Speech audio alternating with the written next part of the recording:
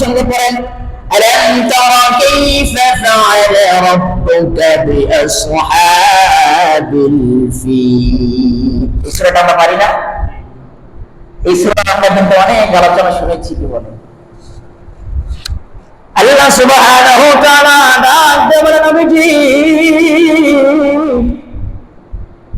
ألم تر كيف فعل ربك بأصحاب الفيل নবীজি আপনি কি জানেন না আসহাবে ফিল হাতিওয়ালাদের সঙ্গে আপনার রব কিরূপ আচরণ করেছিল হস্তি বাহিনীর সঙ্গে আপনার রব আপনার প্রভু কিরূপ আচরণ করেছিল আপনি কি জানেন না অত সেই ঘটনা ঘটেছে আল্লাহর নবীর দুনিয়ায় আসার আগে না পরে আগে মুফাসসিরিন একরাম লিখেছেন আল্লাহর হাবিব দুনিয়ার মধ্যে এখন আসেন নাই কেউ বলছেন আল্লাহর হাবিব আসার 2-4 বছর আগে ঘটনা ঘটেছে কেউ বলেছেন এর অনেক আগে ঘটনাটা ঘটেছে আল্লাহ তাআলা কেন দেখবে বললেন নবীজি আপনি কি সেই ঘটনার কথা আপনার স্মরণ নাই আপনি কি জানেন না আপনার রব হস্তি বাহিনী হাতিওয়ালাদের সঙ্গে কিরূপ আচরণ করেছিল আল্লাহ কেন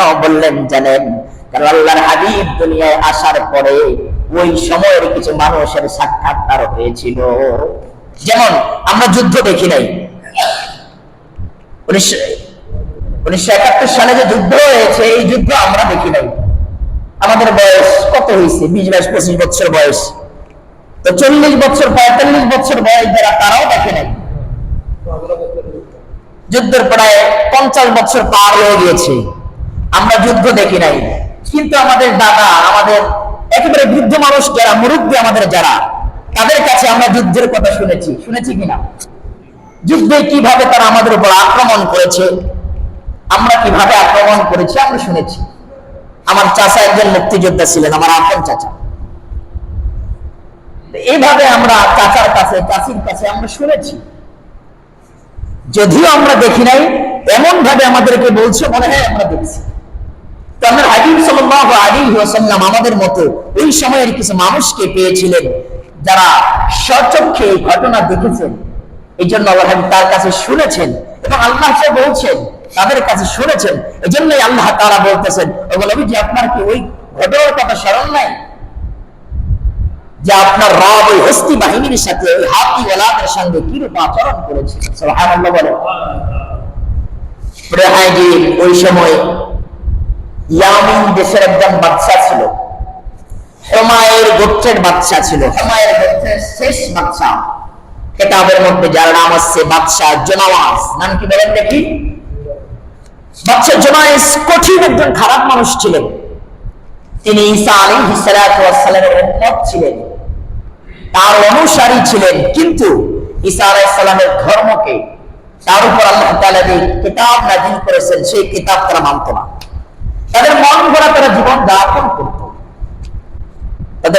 তারা জীবন যাপন করত মন গড়া জীবন যাপন মন গড়া চলাফেরা করত ওই জমানার মধ্যে অল্প কিছু সংখ্যক হাতে গোনা কিছু মাত্র ঈসা আলাইহিস সালাতু ওয়াস সালামের প্রকৃত উম্মত ছিল যারা ঈসা নবীর প্রকৃত দ্বীনটাকে ইসলামটাকে তারা সঠিকভাবে পালন করতে তাদের দোষ ছিল কেন তারা সঠিক ইসলামটাকে পালন করে এই জন্য সকল ঈসা আলাইহিস সালামের প্রকৃত ঈমানদার সেই উম্মতদেরকে একত্রিত করে বিশাল গর্তের মধ্যে ফেলাইয়া দিয়া সেখানে আগুন ধরে তাদেরকে জ্বালিয়ে একেবারে হত্যা করে ফেলেন নাউযুবিল্লাহ বলে ঘটনাক্রমে তাদের মধ্যে থেকে একজন বেঁচে যায় কিতাবের মধ্যে তার নাম আছে দাউসুস সালাবান এই দাউসুস সালাবান ঘটনাক্রমে আল্লাহ তাআলা তাকে বাঁচিয়ে দেন এই দাউসুস সালাবান বাঁচার পরে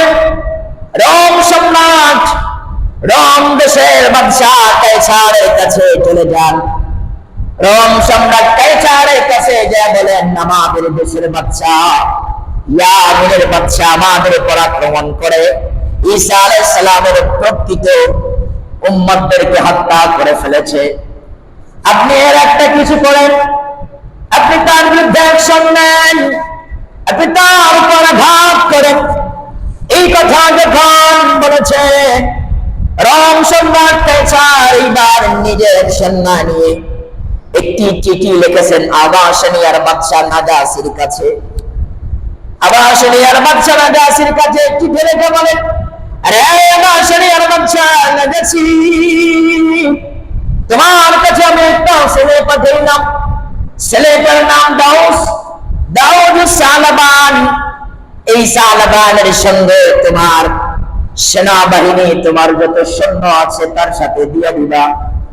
তারা ইয়ামিন শহরে যাইয়া ইয়ামিনের রাজ্যের বাদশার সাথে যুদ্ধ করে তাকে যেন পরাজিত করে। বলতে পারেন হুজুর, রোম সম্রাট তো নিজেই যুদ্ধ করতে পারতেন। ওই সময় রোম সম্রাট শক্তিশালী ছিলেন, কিন্তু রোম সম্রাট কেন যুদ্ধ করলেন না? কারণ হলো ইয়ামিন থেকে রোম সম্রাট ছিল বহুদূর, আবাশনিয়া ছিল ইয়ামিনের কাছাকাছি। এই জন্য আবাশনিয়ার বাদশা নাজাসির কাছে চিঠি লিখলেন, যাও আবাশনিয়ার বাদশা নাজাসি, তোমার সৈন্যদেরকে পাঠায়া দাও। আবাশনিয়ার বাদশা নাজাসি তার প্রধান দুই সেনাপতি, কিতাবের মধ্যে নাম এসেছে, একজনের নাম ছিল আমির ইবনে ইরবাদ, আর একজনের নাম ছিল আবরাহা ইবনে সহা। এই দুইজনকে প্রধান সেনাপতি বানাইয়া দায়িত্ব দিয়া আবাশনিয়ার বাদশা তাদেরকে ইয়ামিনের মধ্যে পাঠাইলেন। ইয়ামিনের মধ্যে তারা চলে গেলেন। ইয়ামিন রাজ্যের মধ্যে চলে যাওয়ার পরে ইয়ামিনের রাজা জুনাওয়াজের সঙ্গে যুদ্ধ করলেন। যুদ্ধ করতে এক পর্যায়ে জুনাওয়াজ আর পারল না। ইয়ামিনের বাদশা তিনি পরাজয় বরণ করলো এবং শেষ পর্যন্ত তাকে হত্যা করে ফেলা হলো। এইবার আবাশনিয়ার বাদশার পক্ষ থেকে দুইজন সেনা যে এসেছিল তারা বিজয় অর্জন করলো। বিজয় অর্জন করে সুন্দরভাবে ইয়ামিন চলতেছে, দুইজনেই চালাইতেছে।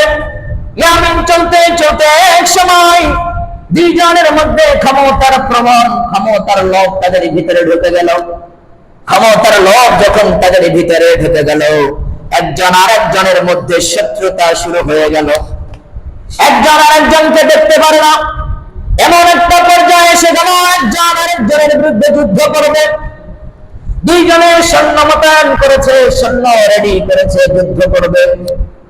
এমন সময় দুইজন সেনাপতি, প্রধান দুইজন সেনাপতি আমির ইবনে ইরবাদ এবং আবরাহা ইবনে সাদ দুইজনকে বলতেছে, শোনো, আমাদের সৈন্যরা যদি যুদ্ধ করে, যুদ্ধ করতে করতে তারা এক সময় মারা যাবে, আমাদের সৈন্য কম হয়ে যাবে। অতএব এদের মধ্যে যুদ্ধ করার দরকার নাই, আমরা দুইজনের মধ্যে আমরা যুদ্ধ করি। দুইজনের মধ্যে যে বিজয় অর্জন করবে সে রাষ্ট্রনায়ক হবে, যে পরাজয় বরণ করবে সে আবাশনিয়া চলে যাবে, আর যে বিজয় অর্জন করবে সে ইয়ামিন রাষ্ট্র চালাবে। এবার দুইজনের মধ্যে যুদ্ধ শুরু হয়ে গেল। দুইজন যুদ্ধ করতেছে, যুদ্ধ করতে করতে আমির ইবনে ইরবাদ সজোরে শরীরের সাথে যত শক্তি আছে সব শক্তি দিয়ে আবরাহা ইবনে সাদের উপর আঘাত করেছে। এমন আঘাত করেছে আবরাহা জমিনের মধ্যে উঠে পড়েছে। আবরাহার অবস্থা খুব খারাপ, মারা যাবে, কঠিন অবস্থা। ওই সময় আবরাহার একজন কৃতদাস ছিল যার নাম হলো আতুদা। কি নাম বলেন দেখি? আতুদা। এই কৃতদাস আতুদা যখন দেখলো আমার মুনি বাবার মালিক মারা যাচ্ছে, তখন পিছন থেকে অতর্কিত ভাবে আমির ইবনে ইরবাদের উপর আক্রমণ করলো। আমির ইবনে ইরবাদের উপর আক্রমণ করে আমির ইবনে ইরবাদকে হত্যা করে ফেললো। এবার আবরাহা বেঁচে আছে, তাকে কিছুদিন চিকিৎসার পরে যখন সুস্থ হয়ে উঠলো, তিনি ঘোষণা করে দিলেন, ইয়ামিন রাজ্যের বাদশা আমি। নিজেকে যখন ইয়ামিনের রাষ্ট্রপ্রধান দাবি করলো, এই খবর সরতে সরতে এক সময় আবাশনিয়ার বাদশা নাজাসির কাছে চলে গেল। আবাশনিয়ার বাদশা নাজাসি ডাক দিয়ে বলে, সুন্দর করে একটা চিঠি লিখলেন। চিঠির মধ্যে লেখেন, আরে আবরাহা, তোমাকে আমি ইয়ামিনের মধ্যে পাঠাইছি মারামারি করার জন্য নয়, নিজেদের মধ্যে হাঙ্গামা করার জন্য নয়, তোমাকে পাঠাইছি রাষ্ট্রনায়ক করার জন্য নয়, তোমাকে আমি পাঠাইছি ইয়ামিনকে দখল করার জন্য। ইয়ামিনকে তুমি দখল করিয়া তোমার সাথী ভাই সৈন্যকে হত্যা করে ফেলেছো। অচিরেই তোমার উপরে আমি আক্রমণ চালাইব, তোমাকে আমি হত্যা করে ফেলব। আব্রাহা বড় কঠিন চালাক মানুষ ছিলেন। আব্রাহা চিন্তা করলেন, যদি আমার উপর আক্রমণ চালানো হয়, যদি আমার উপর নাজাসী আক্রমণ চালায়, আমি পারবো না, কারণ নাজাসী আমার চেয়ে অনেক শক্তিশালী। বাদশা নাজাসী আমার চেয়ে শক্তিশালী, আমি পারবো না। এই জন্য চালাকি করে একটা পলিথিনের ভিতরে অথবা একটা ব্যাগের ভিতরে ইয়ামিনের মাটি কিছু দিলেন, নিজের মাথার চুল কেটে দিলেন, সুন্দর কিছু হাদিয়া তোহফা দিলেন এবং একটা চিঠি লিখলেন, ও বাদশার বাদশা, আরে বাদশার বাদশা নাজাসী, শোনো, এই যে দেখো আমার মাথার চুল আমি কেটে দিয়ে কসম করতেছি, আমি তোমার বিরুদ্ধে নই। তুমি যদি আমাকে মৃত্যুদণ্ডের আদেশ দাও, আমি হাসি মুখে মৃত্যুদণ্ড নিব। সে এই যে চালাকি করে বলল যে আমি হাসি মুখে মৃত্যুদণ্ড নেব, হাসি মুখে আমাকে ফাঁসি দিলে আমি হাসি মুখে ফাঁসি গ্রহণ করব, কোনো সমস্যা নেই। তো কথাটা এত চালাকি করে বলছে, আবাসনিয়ার বাচ্চা নাজাসী কথাটা পছন্দ হয়েছে। সে মনে করছে সে ভুল স্বীকার করছে, সে তার ভুলটা বুঝতে পেরেছে। এজন্য আবাসনিয়ার বাচ্চা আরেকটা চিঠি লিখলেন যে যাও, তুমি যদি তোমার ভুলটা বুঝতে পেরেছ, তোমার কথাটা আমার খুব ভালো লেগেছে, অতএব আমি তোমাকে আজ থেকে ইয়ামিনের রাষ্ট্রনায়ক, ইয়ামিনের প্রধানমন্ত্রী হিসেবে ঘোষণা করে দিলাম। এবার ইয়ামিনের রাষ্ট্রনায়ককে আব্রাহা। এখন আমাদের মূল আলোচনার মধ্যে আমরা আসি নাই। ইয়ামিনের রাষ্ট্রনায়ক এবার হলেন আব্রাহা। আব্রাহা রাষ্ট্রনায়ক হইয়া ইয়ামিনের মধ্যে বিশাল একটা গির্জা নির্মাণ করলেন। গির্জাটার নাম দিয়েছে তমস গির্জা। কোন ব্যক্তি যদি টুপি মাথায় দিয়ে ওই গির্জার উপরের দিকে তাকায়, মাথা থেকে টুপি খুলে পড়ে যাবে, এত উঁচা গির্জা। এত বড় একটা গির্জা নির্মাণ করে নাজাসীর কাছে একটা চিঠি লিখলেন, আমার নাজাসী, আমি একটা বিশাল গির্জা নির্মাণ করেছি, এখানে আসো, এখানে এসে ইবাদত বন্দেগী করো। আর একটা ঘোষণা দিলেন আব্রাহা, আল্লাহর ঘর বাইতুল্লাহ মক্কার মধ্যে মানুষ এই হজ আদায় করলে যেই পরিমাণ সওয়াব পাবে, আমার এই চোরার মধ্যে, আমার এই গির্জার মধ্যে এসে ইবাদত করলে সম পরিমাণ সওয়াব পাবে। বলেন নাউজুবিল্লাহ। এই কথাটা যখন দিকে দিকে ছেড়ে দিয়েছেন, মক্কা মদিনার কিছু মানুষের হৃদয়ের মধ্যে ব্যথা পেয়েছে, কষ্ট পেয়েছে, তারা ক্ষোভ প্রকাশ করেছে, রাগ প্রকাশ করেছে। ঘটনাক্রমে পরের দিন সকালবেলা আব্রাহা গির্জার মধ্যে যেয়ে দেখে কে জানি গির্জার মধ্যে পায়খানা করেছে। আব্রাহার মাথাটা বড় বড় হয়ে গেছে। ওই সময় আব্রাহা একটা ওয়াদা করেছে যে আমি আল্লাহর ঘর বাইতুল্লাহকে ভেঙে চুরমার করে দেব। বলেন নাউজুবিল্লাহ। আল্লাহর ঘর বাইতুল্লাহকে আমি চুরমার করে দেব। সে মনে করেছে মুসলমানটা এই কাজ করেছে, মুসলমানরা আমার গির্জার মধ্যে পায়খানা করেছে, এই জন্য আল্লাহর ঘর বাইতুল্লাহকে আমি চুরমার করে দিব। তার দল সাথী সঙ্গী নিয়ে, তার সৈন্যকে নিয়ে আসে রওনা দিয়েছে। কিতাবের মধ্যে লিখেছেন 8টা অথবা 12টা হাতি নিয়েছেন, 12টা অথবা 8টা হাতি নিয়েছেন। এর মধ্যে বড় একটা হাতি ছিল যার নাম ছিল মাহমুদ। এই মাহমুদ অর্থ হলো প্রশংসিত। এই হাতি নিয়ে রওনা দিয়েছেন। পথের মধ্যে তাকে আটকানোর জন্য জুলফার এবং তার সঙ্গে সাথীরা তাকে বাধা দিয়েছে, যুদ্ধ তার সাথে করেছে, কিন্তু মানুষ অল্প হওয়ার কারণে আব্রাহার সাথে পেরে ওঠে নাই। আব্রাহা জুলফারকে বন্দী করে ফেলেছে। তাকে হত্যা করে ফেলতে পারতো, কিন্তু হত্যা করে ফেলে নাই, তাকে বন্দী করে ফেলেছে। কি জন্য বন্দী করে ফেলেছে? কারণ সে মক্কার রাস্তা ভালো চেনে, যেন পথ দেখায়, রাস্তা দেখায়। তাকে বন্দী করা হয়েছে। এই বন্দী লোকটা সহ মক্কার দিকে চলতেছে। পথিমধ্যে মক্কার আগে নুফাইল নামক এক ব্যক্তি আবার তাদের উপর আক্রমণ চালাইছে, কিন্তু মানুষ কম হওয়ার কারণে তারা আব্রাহার দলের সাথে পারে নাই। নুফাইলকে বন্দী করা হয়েছে। নুফাইল সহ মক্কার দিকে যাইতেছে। যাইতে যাইতে তারা মক্কার একেবারে কাছে মাকসুস নামক একটি জায়গার মধ্যে তারা পৌঁছে গেছে। এই মাকসুস নামক জায়গার মধ্যে দেওয়া, এখানে একটা তাবু টেনে তারা অবস্থান করছে, থাকার জন্য অবস্থান করছে। আব্রাহা এখানে একটা এলান করে দিছে, মক্কার আশেপাশে যতগুলো তোমরা পশু প্রাণী দেখো, উট দেখো, তোমরা দেখো, সবগুলোকে জব্দ করো, সবগুলোকে তোমরা বন্দী করে ফেলো। সবগুলো উট দুম্বা সবগুলোকে তারা বন্দী করে ফেলেছে। আব্রাহার একজন দূত ছিল যার নাম ছিল হাতানা অথবা হাতানা। এই হাতানা বা হাতানা, এই হাতানাকে পাঠাইলেন মক্কার অধিপতি, মক্কার নেতা, মক্কার লিডার আব্দুল মুত্তালিবের কাছে। আব্দুল মুত্তালিবের কাছে যখন পাঠায় তখন বলে দিলেন, আব্রাহা বলেন যাও মক্কার অধিপতির কাছে যাও, বলতো তাদের সাথে আমরা যুদ্ধ করার জন্য আসি নাই, আমরা তাদের সাথে মারামারি কাটাকাটি করার জন্য আসি নাই, আমরা তাদের সাথে যুদ্ধ বিবাদের মধ্যে যাব না, আমরা শুধু আল্লাহর ঘর বাইতুল্লাহ ভাঙার জন্য এসেছি। আমরা বাইতুল্লাহ ভেঙে চলে যাব, আর যদি তারা আমাদের উপর আক্রমণ চালায়, যুদ্ধ করে, আমরা তাদেরকে শেষ করে দেব। এই দূত হাতানা যাইয়া আব্দুল মুত্তালিবের কাছে যখন ঘটনা খুলে বললেন, আব্দুল মুত্তালিব ডাক দিয়ে বলে, হাতানা শোনো, আমাদের এত শক্তি নাই, আমাদের এত সাহস নাই, আমাদের এত জনবল নাই যে আমরা তোমাদের সাথে যুদ্ধ করব, আমরা তোমাদের সাথে যুদ্ধ করতে পারবো না। এবার হাতানা ডাক দিয়ে বলে, আব্দুল মুত্তালিব চলো আমাদের বাচ্চা আব্রাহার কাছে চলো, তার কাছে গিয়ে কথাটা বলে আসবা। আব্দুল মুত্তালিব এবার আব্রাহার কাছে চলে গেছেন। আব্রাহাকে ডাক দিয়ে বলেন, আব্রাহার কাছে যখন আব্দুল মুত্তালিব চলে গেছেন, এমন সময় আব্রাহা যখন দেখছেন সামনে আব্দুল মুত্তালিব আসছে, আব্রাহা তার চেয়ার থেকে, তার সিংহাসন থেকে দাঁড়িয়ে গেছে। সুবহানাল্লাহ বলে। আব্দুল মুত্তালিবকে আল্লাহ এত সুন্দর করে বানাইছে, তার দেহ চেহারা যেমন লম্বা মানুষ ছিলেন তেমন সুন্দর চেহারাওয়ালা মানুষ ছিলেন, তার দেখলেই নেতা নেতা মনে হইতো। এত সুন্দর একজন মানুষ, তারা দেখলেই মনে হইতো কোন দেশের বাদশা।